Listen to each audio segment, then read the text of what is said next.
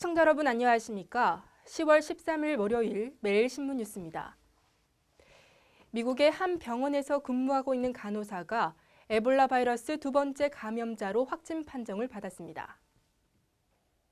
미국 질병통제예방센터 CDC는 텍사스주 댈러스 소재 텍사스 건강장로병원의 여성 간호사가 에볼라 바이러스에 감염된 것으로 확진됐다고 밝혔습니다. CDC는 성명에서 환자 본인과 가족, 동료, 나아가 댈러스 지역사회 전체에 큰 충격을 주는 소식이라면서 에볼라 확진 사실을 발표했다고 현지 언론이 전했습니다. 이 여성 간호사는 지난 8일 사망한 미국 내 첫 에볼라 감염자 토머스 에릭 덩컨을 치료하는 과정에서 에볼라에 감염됐습니다.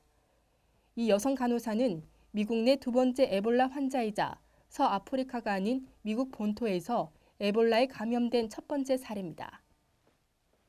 우리나라 초중고교 전체 학생 가운데 다문화 가정 학생 수가 올해 처음으로 1%를 넘어섰습니다.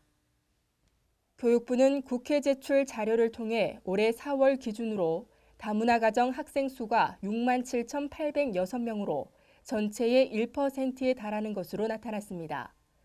특히 초등학생 48,200여 명으로 다문화 가정 학생 전체의 71.2%를 차지했고 중학생 12,500여 명, 고등학생 6,900여 명으로 나타났습니다.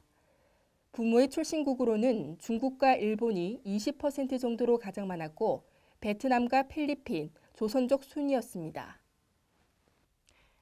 해경에게 무자비한 폭력을 행사한 중국 선원 3명에 대해 구속영장이 신청됐습니다. 10일 오전 전북 부안 해상에서 해경이 납포해 압송 중이던 중국 어선에 올라가 해경 대원을 폭행한 혐의로 29살 우레 씨 등 3명에 대해 구속영장을 신청했습니다. 이들의 폭행으로 해경 대원 5명이 부상했고 해경의 제압 과정에서 격렬하게 저항하던 중국인 선장은 총에 맞아 숨졌습니다.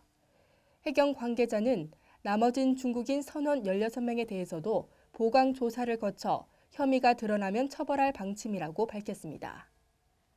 2014 매일신문 청송사과 전국 산악 마라톤 대회가 어제 성황리에 열렸습니다.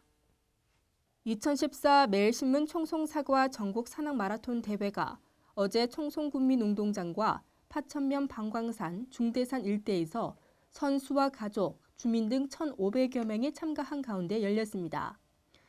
이번 대회는 산악남녀 하프코스, 산악남녀 10km, 일반 남녀 5km 코스 등 3개 부문으로 나눠 진행됐으며 참가 선수들은 오색 단풍과 그윽한 사과향, 솔향기 등이 가득한 중대산 자락을 달리면서 청정지역 청송의 가을 정취를 만끽했습니다.